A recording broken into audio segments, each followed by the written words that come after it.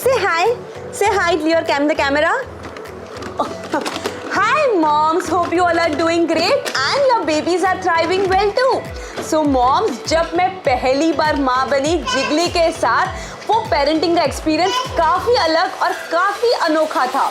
Moms, उसमें मैंने बहुत सारी मिस्टेक्स भी की, बहुत सारा मुझे गिल्ट भी फील हुआ, बट उसी मिस्टेक से ओवरकम करके, उसी चीज़ से सीख के मैंने जिगली की लाइफ काफ़ी बेटर की है. And moms, trust me, this experience which I am going to share you in today's video are going to really change your parenting perspective too. So do watch this video till the end, and if you like it, then go and subscribe me and share it with a new mom.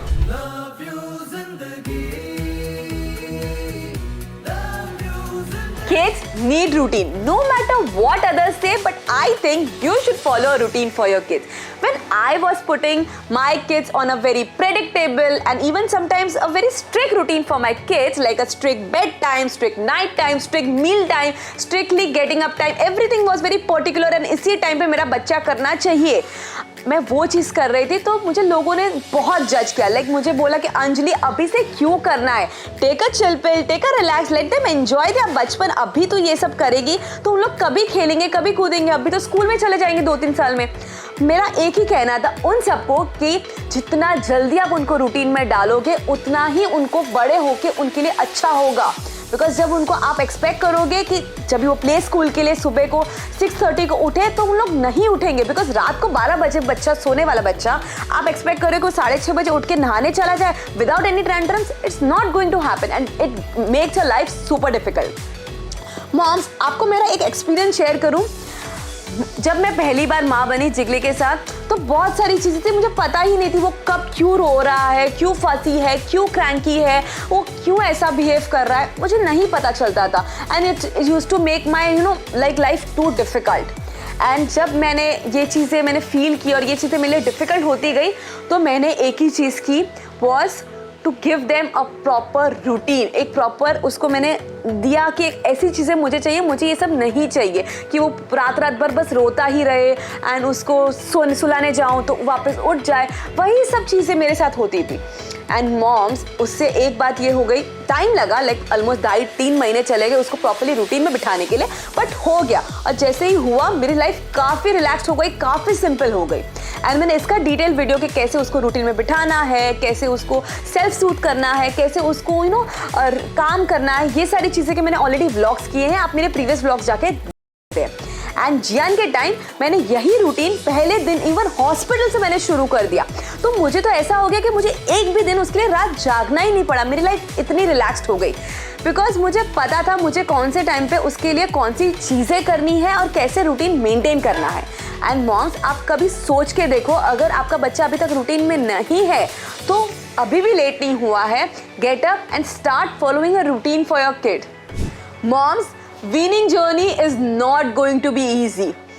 Moms, बच्चा जब खाना नहीं खाता है तो सबसे ज़्यादा feel होता है तो वो एक माँ को होता है. एंड वही स्ट्रेस का टोकरा हम बच्चे में ट्रांसफ़र करते हैं. सो मॉम्स, मैं आपको मेरा एक एक्सपीरियंस शेयर करूँ. मेरे दोनों बच्चे बेबी लेड वीनिंग किड्स है. एंड ट्रस्ट मी मॉम, जिगली की जर्नी और जियान की वीनिंग जर्नी काफ़ी डिफरेंट रही है. Let me take you to Jiggly's weaning journey. Jiggly की वीनिंग जर्नी थी कि पहले दिन से उसने खाने को एंजॉय किया है, खाने को मुंह तक लेके जाता था, use to enjoy, use to make a mess, use to love doing everything. But वही बात अगर हम जियान की करें तो जियान ने काफ़ी टाइम लिया है खाने को एक्चुअली खाने के लिए, लाइक मुंह तक लेके जाने के लिए उसको 9 महीने लग गए. आई मीन, जब से उसने स्टार्ट किया, use to completely keep rejecting. रोज़ मैं ट्राई करती थी, रोज़ आई यूज टू फील कि आज भी उसने नहीं खाया. बट मॉम्स, मैंने कुछ चीज़ों का बहुत ध्यान रखा है. लाइक जिगली एंड जियान दोनों साथ में बैठ के खाते थे and sometimes as a family हम लोग भी साथ में बैठ के खाते थे. We use to do was model eating and उसको उससे बहुत हेल्प मिली है उसको अंडरस्टैंड करने के लिए कि खाना हमें मुंह तक लेके जाना है, हमें ऐसे खाना है.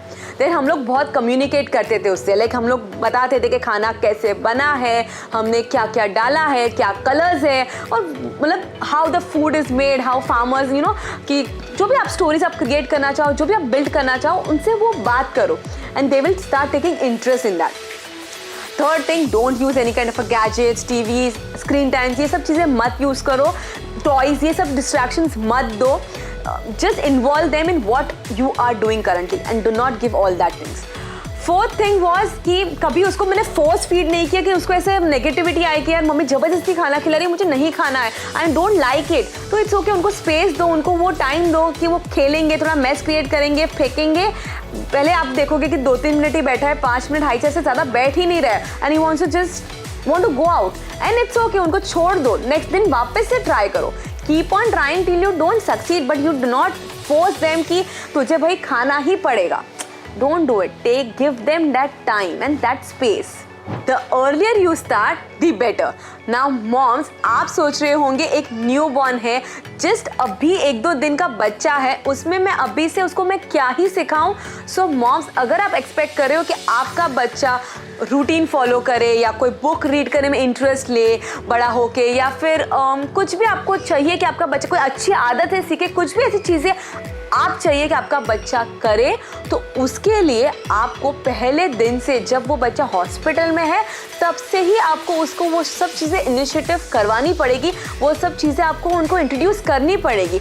Like if you want your baby to read book, start from day 1. Don't wait to your baby to grow big and then हम स्टार्ट करेंगे. Don't wait till that. Moms, like उसको आप चाहिए कि अच्छी आदतें सीखे, तो उसको अच्छी आदतें पहले आपके लफ्ज़ में लाओ कि आप अफर्मेशंस, उनको कोई अच्छी सेंटेंसेस, कुछ अच्छा ऐसा आप उनके सामने बोलो. कुछ अच्छे भगवान के श्लोक है, वो आप उनको बोलो रोज़ दिन में एक बार. वो चीज़ें वो रोज़ आप उनको बोलोगे, रोज़ रिपीटेटिवली वो एलेक्सा पे आप लगाओगे, तो उनके जहन में वही बजेंगे, उनके माइंड में. एंड जब आप देखोगे बड़े हो रहे तो वही आप वो अडेप्ट कर रहे हैं. सो do it as early as possible. I will say start from day 1. Rest is your choice, but this would be the best time to do it. जिगली के टाइम पे मुझे काफ़ी टाइम लग गया हर चीज़ चालू करने के लिए, बिकॉज मुझे समझने में ही टाइम लग गया कि कब क्या कौन सी चीज़ होनी चाहिए. बिकॉज न्यू पेरेंट्स होते हैं तो बहुत सारे कन्फ्यूजन्स होते हैं और हमें कोई नहीं सिखाता है, हमें हमारा एक्सपीरियंस ही सिखाता है, एंड जो मुझे मेरे सेकेंड बेबी के लिए बहुत हेल्प किया है. Energy transfer is real.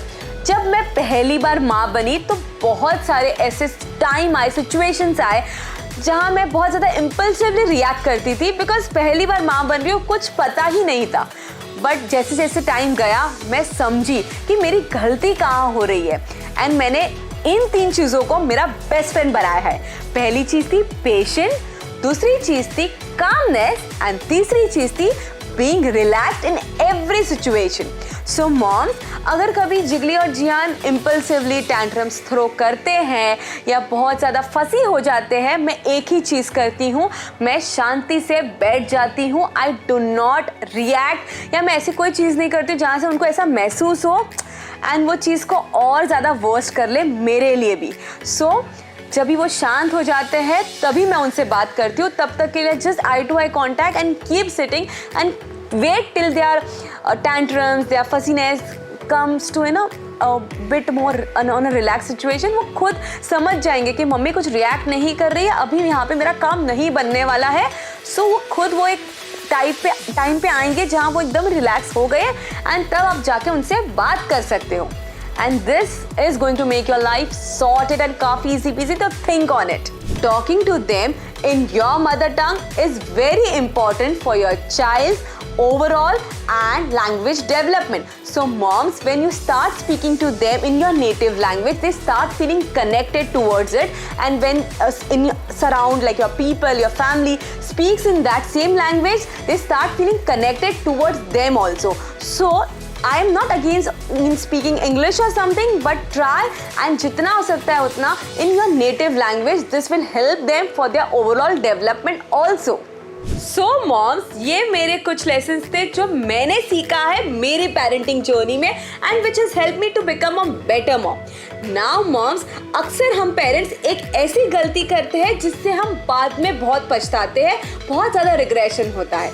सो अब मैं नेक्स्ट जो बोलने जा रही हूँ वो ध्यान से सुनना. And that mistake is not giving enough exposure to kids. Now आप लोग सोच रहे होंगे ये मिस्टेक हम कब कर रहे हैं, बट आप लोग ये डेली रूटीन में रोज ही ये मिस्टेक कर रहे हो। आप लोगों को अपना घर बहुत ज़्यादा नीट, क्लीन, शीट, टाइडी रखना है, अपने बच्चों का हैंड्स बहुत ज़्यादा टाइडी रखना है, क्लीन रखना है, हाइजीनिक रखना है। उसमें हम लोग बहुत बार उनको जो डेली हाउस होल्ड चोर्स है उसमें भी कहीं बार इन्वॉल्व नहीं करते हैं, निगलेक्ट करते हैं कि ठीक है यार इससे एक चीज़ करने से क्या ही हो जाएगा, इससे अच्छा उन लोग हाइजीनिक रहे, उन लोग कुछ मुंह में ना डाल दे। उस टेंशन से हम बहुत सारी चीज़ें ऐसे मिस हो जाती है।